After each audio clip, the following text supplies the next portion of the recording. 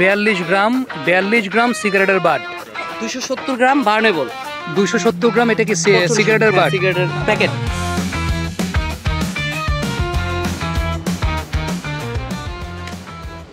রে মিয়া, আসসালামু আলাইকুম। অবস্থাটা চিন্তা করে দেখেন, একটা লোকাল কমিউনিটি এরিয়া, চিপসের প্যাকেট, প্লাস্টিকের বোতল, স্যালাইনের প্যাকেট, সিগারেটের প্যাকেট, সব কিছু এই জায়গাটায় আছে। মানে এই বিষয়টা আমাদের অভ্যাস না, আমাদের বদ অভ্যাসে পরিণত হয়েছে। তবে সেই অভ্যাসটাকে আমরা পরিবর্তন করতে চাই। আপনি কি জানেন এরকম ময়লা আবর্জনা পরিষ্কার করার বিশ্বকাপ পর্যন্ত আছে? এক্স্যাক্টলি, ময়লা আবর্জনা পরিষ্কার করার বিশ্বকাপ পর্যন্ত আছে, যাকে বলা হয় স্পোগমি বিশ্বকাপ, যেখানে আপনি এরকম ময়লা পরিষ্কার করে বিশ্বকাপ পর্যন্ত অর্জন করতে পারেন। সেই ব্যাপারে আমরা কথা বলবো। তবে তার আগে এই এরিয়াতে ময়লা আবর্জনা পরিষ্কার করা সেই স্পোগমি ইভেন্টটা আমরা করতে চাই, যেখানে 5টা টিম অলরেডি ট্র্যাশ ব্যাগ হাতে নিয়ে প্রস্তুত হয়ে আছে। তারা এখানকার ময়লা আবর্জনাগুলো পরিষ্কার করবে। এই জায়গাটায় বেশ কিছু বিষয় আছে, তারা কত গ্রাম ময়লা আবর্জনা পরিষ্কার করছে তার উপর বেস করে কিন্তু পয়েন্ট নির্ধারণ করা হবে। 5 জন রেফারি আছেন সেগুলোকে নির্ধারণ করার জন্য, কোনগুলো বার্নেবল, কোনগুলো নন বার্নেবল, কোনগুলো প্লাস্টিক, কোনগুলো আবার সিগারেটের বাট, এই সব কিছুর উপর বেস করেই কিন্তু কত গ্রাম পরিষ্কার তারা করছেন সব কিছু মিলিয়ে তাদের পয়েন্টটা নির্ধারণ করা হবে। আজকের ইভেন্টের জন্য আপনাদের কাছে সময়টা থাকছে 10 মিনিটের মতো। 10 মিনিটে এই এরিয়ার যত ময়লা আবর্জনা আছে, যে যত বেশি গ্রাম ময়লা আবর্জনা পরিষ্কার করতে পারবে সেই টিমটা উইনার হিসাবে গণ্য হবে। এবং আয়োজকদের তরফ থেকে আমি যেটা জানতে পেরেছি, আজকের এই ইভেন্টে যে টিমটা উইনার হচ্ছে তাদের জন্য 5000 টাকার পুরস্কার নির্ধারণ করা হয়েছে। এটা কি সারপ্রাইজ ছিল? জানতেন না আপনারা? ওকে, ঠিক আছে, তারা জানতেন না। সো আমি ঘড়িটা ধরছি, আপনাদের টাইম স্টার্ট হচ্ছে এখন থেকে। একদম দৌড়ঝাঁপ কিন্তু শুরু হয়ে গেছে। এখানে কয়েকটা নিয়ম কিন্তু আছে। কয়েকটা নিয়মের মধ্যে একটা অন্যতম বড় নিয়ম হচ্ছে দৌড়ানো যাবে না, সেটা একটা নিয়ম, যে পায়ে হাঁটতে হবে। এবং সম্মানিত জাজেস যারা আছেন তারা কিন্তু নির্ধারণ করবেন যে তারা কোন কোন ধরনের ময়লা আবর্জনা পরিষ্কার করছেন এবং তার উপর বেস করে আসলে কত পয়েন্ট। এই যে এই কথা বলতে বলতে উপর থেকে কে যেন একটা সিগারেটের প্যাকেট এনে ফেললো। মানে দিস ইজ দ্য থিং, যেটা আসলে আমরা খুবই সচেতন, আমরা বাংলাদেশের মানুষ। বিল্ডিংয়ের পেছন দিকের জায়গাটা যদি একটু খেয়াল করে দেখি যে কি পরিমাণ ময়লা আবর্জনা জমে আছে, জাস্ট লুক অ্যাট দ্যাট। এবং একটা বিষয় তো ভালো যে এই কমিউনিটিতে যারা থাকছেন তারা একটা কৃতজ্ঞতা প্রকাশ করতেই পারেন যে তাদের বিল্ডিংয়ের আশেপাশে তারা যে কত সুন্দর একটা পরিবেশ করে রেখেছেন। জাস্ট লুক অ্যাট দ্যাট, বিল্ডিংয়ের আশেপাশে কত সুন্দর পরিবেশ করে রেখেছেন তারা। সেই সুন্দর পরিবেশটা অসুন্দর করছে আমাদের এই ভাইয়েরা।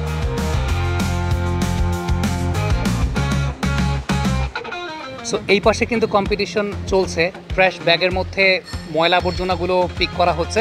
আবরার হানিফ আমার সঙ্গে আছে, ওয়ান ব্যাগ ট্র্যাশ, যারা এই উদ্যোগটা মূলত নিয়েছে। জাপানে ওয়ার্ল্ড কাপটা অনুষ্ঠিত হবে আগামী অক্টোবর মাসে, তবে তার আগে বাংলাদেশে একটা ইভেন্ট অনুষ্ঠিত হতে যাচ্ছে এবং সেটা 16ই আগস্ট। আপনারা স্ক্রিনে কিন্তু ডিটেইল লিঙ্ক দেখতে পাচ্ছেন যে আপনারা চাইলে কিভাবে সেই কম্পিটিশনে অংশগ্রহণ করতে পারেন এবং সেই কম্পিটিশনে আপনারা যদি উইনার হতে পারেন দেন আপনি যেতে পারবেন জাপানে অনুষ্ঠিত হবে ওয়ার্ল্ড কাপে। একটু আবরার আপনার কাছে জানতে চাই, এই আইডিয়াটা আসলে মাথা থেকে কিভাবে আসলো?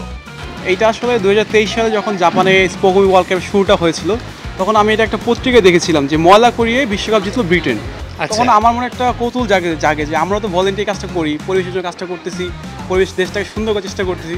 তখন আমি এটা নিয়ে আর কি একটু অনলাইনে ঘাটাঘাটি করি, তখন জানতে পারি যেটা হচ্ছে এটা নিয়ে একটা ওয়ার্ল্ড কাপ হয় এবং এই ওয়ার্ল্ড কাপে হচ্ছে জাপানে এটা হয়।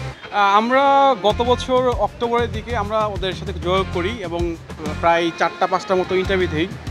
তো ওইখানে 4-5টা ইন্টারভিউ দেওয়ার পরে ওরা আমাদের কাছে জানতে চায়, আমাদের কাজগুলো দেখতে চায়, আমরা আমাদের কাজগুলো বলি, শেয়ার করি, আমাদের জার্নিটা শেয়ার করি।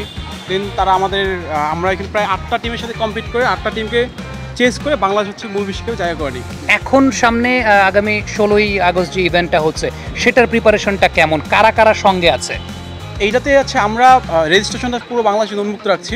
বিশেষ করে অনেকগুলো ডিস্ট্রিক্ট থেকে টিম আসছে, বিভিন্ন ভার্সিটি, কলেজ, মাদ্রাসা থেকে টিম নিচ্ছে এখানে।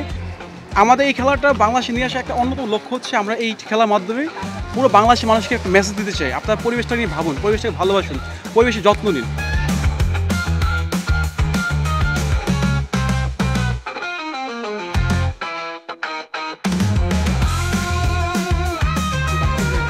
সো এই পাশে কিন্তু কম্পিটিশন চলছে, আমি কম্পিটিশনের মাঝখানে ঢুকে গেছি।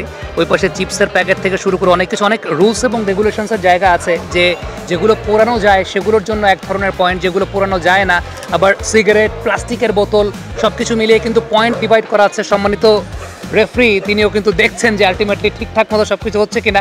এরকম যেহেতু আমরা 5টা গ্রুপকে নিয়ে করছি, আরও 4জন রেফারি আছেন।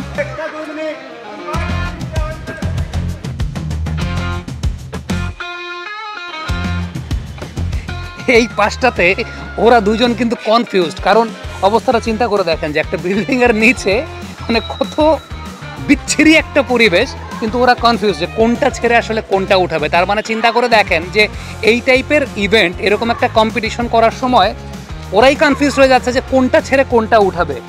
ব্যাপারটা কি এরকম যে কনফিউশনে পড়ে যাচ্ছ যে এত ময়লা, আমি আসলে কোনটা রেখে কোনটা নিব বুঝতে পারতেছি না, এদিকে টাইম শেষ হয়ে যাচ্ছে। ওকে, টাইম শেষ হয়ে যাচ্ছে কিন্তু কোনটা রেখে কোনটা নেবে বুঝতে পারতেছে না। কেমন অনুভূতি দুই বিল্ডিং এর মাঝখানে যে এত সুন্দর পরিবেশ? দারুণ অনুভূতি। ও ইচ্ছা মতো কালেক্ট করছে। এই যে সিগারেটের বার্ড তোলা নিয়ে কিন্তু আগ্রহটা অনেক বেশি, কারণ 1 কেজি সিগারেটের বার্ডের জন্য 3000 পয়েন্ট। কি পরিমাণ মানুষ এই পর্যন্ত পাইলা যে সিগারেটের সঙ্গে বন্ধুত্ব, ক্যান্সারের সঙ্গে বন্ধুত্ব? ভাই বহুত মানুষ। ওই যে এই পাশে পড়ে, এই যে পাশে সিগারেটের বার্ড 3000 পয়েন্ট কিন্তু 1 কেজি সিগারেটের বার্ডে। সো টাইম আপ হয়ে গেছে, ময়লা সংগ্রহ শেষ হয়ে গেছে। এখন 5টা গ্রুপ যারা আছেন, সেই 5টা গ্রুপের ময়লা কত গ্রাম করে তারা তুলেছেন, কোনটা কত গ্রাম তুলেছেন, সম্মানিত জাজেস যারা আছেন তারা সেগুলোকে কিন্তু এখন নির্ধারণ করবেন। মূল ইভেন্টটা মূলত 1 ঘন্টার, সেখানে পরে কাউন্টিংয়ের জন্য 20 মিনিটের একটা সময় থাকে, কিন্তু এখানে আমরা 10 মিনিট সময় দিয়েছি। 10 মিনিটে খালি দেখেন সিগারেট খাওয়া, সেটা অনেক বড় কুলনেস। আবার সিগারেটের বাটগুলোকে রাস্তাঘাটে ফেলে যাওয়া, সেটা আরও বড় কুলনেস। কোন কোন ধরনের আবর্জনা মার্কিংয়ের আওতায় আসবে সেগুলো জাজেসরা ঠিক করে দিয়েছেন। ঠিক করার পর এই মুহূর্তে ওয়েট মাপা হচ্ছে।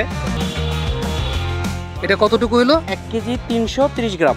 1 কেজি 330 গ্রাম এই ট্র্যাশ ব্যাগটা থেকে, তাই তো? এটা প্লাস্টিক। হ্যাঁ। 270 গ্রাম বার্নেবল। 270 গ্রাম। এটা কি সিগারেটের বাট? সিগারেটের প্যাকেট।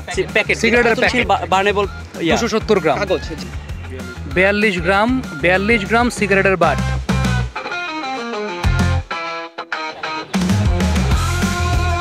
এই মুহূর্তে রেজাল্ট ডিক্লারেশনের পালা, অর্থাৎ যে 5টা গ্রুপ পার্টিসিপেট করেছে তাদের মধ্যে সবচাইতে বেশি পয়েন্ট কারা অর্জন করেছে, আর বেশি পয়েন্ট যারা অর্জন করবে তারা কি করবে? 5000 টাকা খাওয়াবে আজকে সবাইকে, নাকি?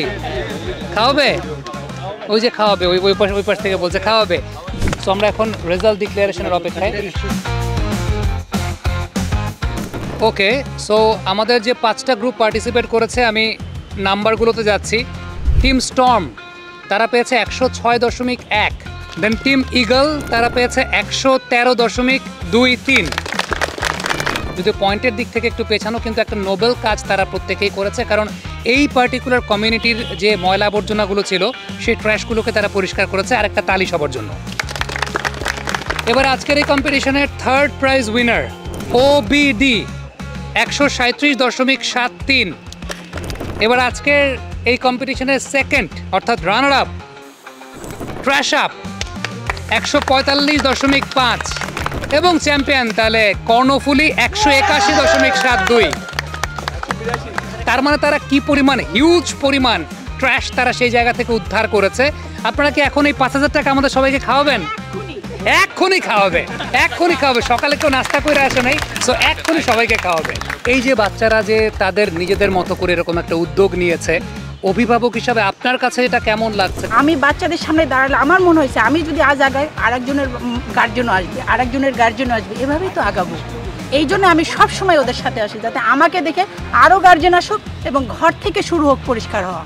সামগ্রিকভাবে স্পোগমের বিশ্বকাপটা মনে হয় পৃথিবীর প্রথম বা একমাত্র বিশ্বকাপ, যে বিশ্বকাপের উদ্দেশ্য হচ্ছে এই বিশ্বকাপটা আর যাতে না হয়, অর্থাৎ আমাদের আশেপাশের পরিবেশ যাতে অপরিষ্কার না থাকে।